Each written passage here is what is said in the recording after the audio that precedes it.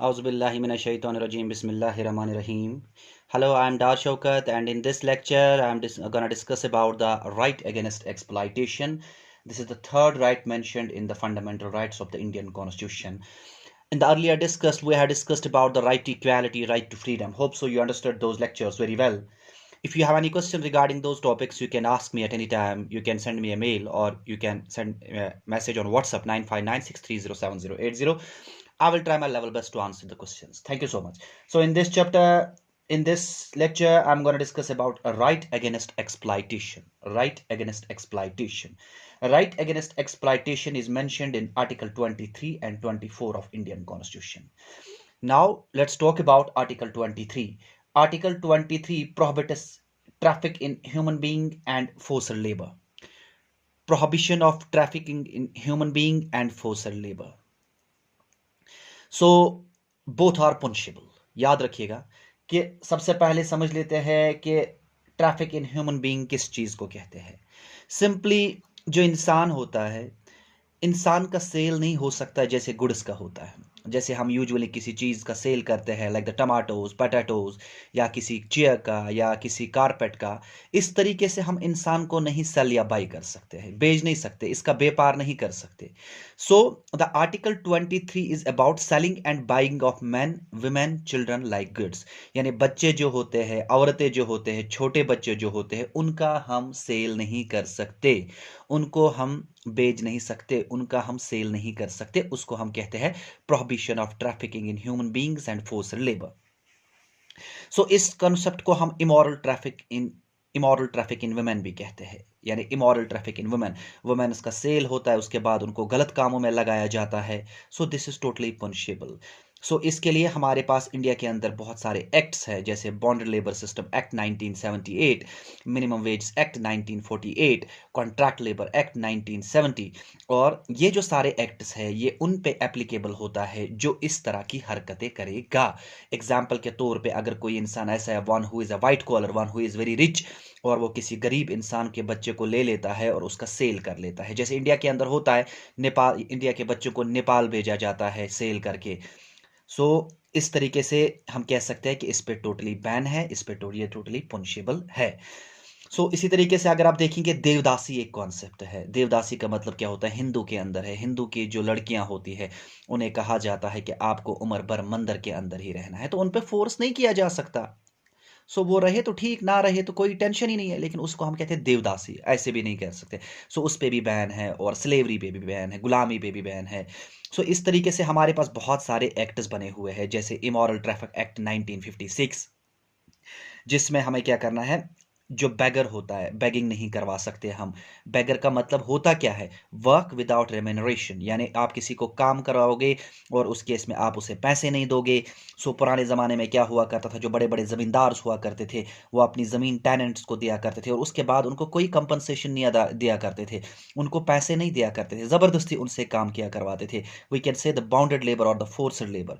यानी forced labour का simply मतलब होता है आप किसी को काम कराओ, लेकिन वो जो काम करेगा उसके विल के अकॉर्डिंग नहीं होगा, उसको अपनी चाहत नहीं होगी वो काम करने को, आप उसे अपनी चाहत ठोस दोगे. सो उसको कहते हैं हम फोर्स्ड लेबर. लेकिन इस फोर्स्ड लेबर के अंदर भी कुछ एक्सेप्शन है हमारे पास आर्टिकल 23 के अंदर, कि हम काम करवा सकते हैं, बच्चों को भी काम करा सकते हैं, औरतों को भी काम करा सकते हैं, for the military service of the country, for the social services, and that should be without discrimination. यानी उसमें डिस्क्रिमिनेशन होना नहीं होना चाहिए. सो कंट्री कभी भी किसी इंसान को कहेगी कि आपको कंट्री के लिए, मिलिट्री सर्विस के लिए आना होगा, सोशल सर्विस के लिए आना होगा, उस केस में हम उसे लेके जा सकते हैं. बाकी जो इलीगल तरीके से selling and buying of man होता है वो बिल्कुल गलत है, वो that's totally immoral, that's totally punishable. उसके ऊपर पेनल्टी है, वो नहीं कर सकते. इसके ऊपर एक बहुत इंटरेस्टिंग केस भी है, केस स्टडी है, जिसका नाम है दीवाना गोबर खाड़ी केस. दीवाना गोबर खाड़ी केस, सुन लीजिए. दीवाना गोबर खाड़ी के, दीवाना गोबर खाड़ी जो हुआ करता था वो इंडियन फॉरेन सर्विस का ऑफिसर हुआ करता था इंडिया के अंदर. उसके बाद उसने यहाँ पे एक छोटी लड़की को लिया और वो अमेरिका चला गया. जब वो अमेरिका चला गया उसने उसको काम के लिए लिया था वहाँ पे वो, ताकि वो उसको काम कर सके. लेकिन वो जो उसको वेजेस दे रहा था वो उसको इंडियन करेंसी के हिसाब से वेजेस दे रहा था, और काम कहाँ का करवा रहा था? अमेरिका के अंदर. सो उसको जो वेजेस देने थे उसको अमेरिका के करेंसी करेंसी के हिसाब से वेजेस देने थे। वहाँ की गवर्नमेंट को पता चल जाता है कि आईएफएस ऑफिसर दीवाना गोबरे खाड़े जो है, उसने एक छोटी बच्ची को लेके आए हैं और वो उससे काम करवा रहे हैं और वेजेस दे रहे हैं इंडियन करेंसी के हिसाब से, तो वहाँ के कानून के हिसाब से उसके ऊपर वो सज़ा लग जाती है। कहते हैं कि आप बिल्कुल ऐसा नहीं कर सकते, तो आप ह्यूमन राइट्स का एक्सप्लाइटेशन कर रहे हो, आप इस छोटे बच्चे का एक्सप्लाइट करने की कोशिश कर रहे हो और आपने इनफैक्ट इसको किया भी है। सो और उसको सजा लग जाती है वहां पे। होप सो कि आपको आर्टिकल 23 समझ में आया होगा। इसके बाद हमारे पास आर्टिकल 24 है। Article 24 provides that no children below the age of 14 years shall be employed in any hazardous work. Hazards work किसको हम कहते हैं, याद रखिएगा, जैसे फैक्ट्री में, माइनिंग एरियाज में, या कभी आप किसी ऐसे फैक्ट्री के अंदर काम करोगे जहां पे एक बच्चे की सेहत खराब हो सकती है, उसकी रेस्पिरेटरी प्रॉब्लम हो सकती है, उसे कोई और बीमारी हो सकती है, उन कामों को हम कहते हैं हैजार्ड्स वर्क।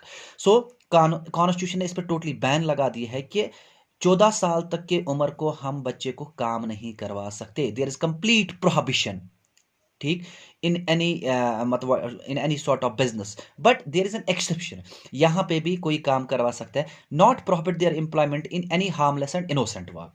अगर कोई हार्मलेस वर्क है, अगर कोई इनोसेंट वर्क है, वहां पे बच्चा काम कर सकता है। लेकिन हैजार्डस वर्क के अंदर, जैसे माइनिंग होती है जहां पे कोल निकाला जाता है, वहां पे बच्चे के सेहत पे बुरा असर पड़ सकता है, तो वहां पे बच्चे को काम करने के लिए नहीं लिया जाएगा। वहां पे अगर कोई ले रहा है उसके अगेंस्ट केस हो सकता है। And there is a one special case for it, there is a one special act for it, child labour, child labour protection act 1986। और इस चाइल्ड लेबर 1986 प्रोटेक्शन एक्ट जो है, इसको इसके लिए एक कमीशन भी बनाया गया है। 2005 के अंदर क्या हुआ, 2005 के अंदर स्टेट्स को और नेशंस को कहा गया कि आपको एक कमीशन बनाना है। ये कमीशन काम करेगा and will look after the safe guards for the children, यानी बच्चों को देखेगा कि कहीं पे बच्चों के साथ गलत मत हो रहा है, उनको ज़बरदस्ती मत काम करवाया जा रहा है, नेशन के ऊपर भी, सेंटर लेवल के ऊपर भी और स्टेट लेवल के ऊपर भी। इन 2006 जो है तो गवर्नमेंट ने पूरी तरीके से बैन लगा दी डोमेस्टिक वर्क्स पे, यानी बच्चे काम नहीं कर सकते, जैसे होटल्स के अंदर, ढाबाज के अंदर, रेस्टोरेंट्स के अंदर, ये बिल्कुल बच्चे काम नहीं कर सकते। So there was total ban on child labour. So 2012 में हुआ क्या, 2012 में पार्लियामेंट एक कॉन्सेप्ट लेके आ गया, that is the 18 occupations and 65 processes. मतलब ऐसे 18 काम उन्होंने दिखा दिए हैं और 65 प्रोसेसेस दिखा दिए हैं, यानी काम दिखा दिए जहां जहां पे बच्चे को हम काम नहीं करवा सकते। अगर कोई वहां पे बच्चे को काम कराने की कोशिश करवा रहा है, जबरदस्ती ले रहा है, दैट इज पुनिशेबल और उसको सजा लग सकती है। उसके बाद एक्ट 1986 जो है, इसको एक बार अमेंड किया जाता है। इसके अंदर एक एक्स्ट्रा वर्ड जोड़ दिया जाता है। पहले इसके अंदर चाइल्ड हुआ करता था, उसके बाद एडोलसेंट लेबर, यानी अब 14 से लेके 18 साल तक। सो 14 साल के बच्चे तक को हम चाइल्ड कहते हैं, उसके बाद 18 तक को हम एडोलसेंट कहते हैं। सो इस केस में उसे ये बच्चे आएंगे, उनको हम काम नहीं करवा सकते। कब ये एक्ट अमेंड हुआ, 1986 से 2012 के अंदर एक बार अमेंड हो चुका है। और इस केस में लिखा गया, अगर कोई ऐसा करने की कोशिश कर रहा है, बच्चे को काम करवा रहा है, उसको 3 साल की, पहले 2 साल होती थी, अब 3 साल की सजा हो सकती है।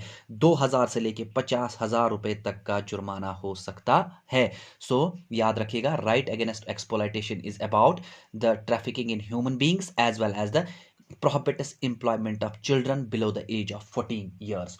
Hope so you understood this lecture. Thank you so much. Before concluding my topic, I am requesting my all well-wishers and all watchers, do not forget to subscribe my channel. The name of my channel is Oshin's Origin of Creative Energies and Neoscience, started by Dar Shaukat. Do not forget to press on the bell icon. Thank you so much. If anybody has any sort of question regarding the fundamental rights, he or she can directly contact me. My contact number is 9596307080. I will try my level best to answer the questions. Thank you so much.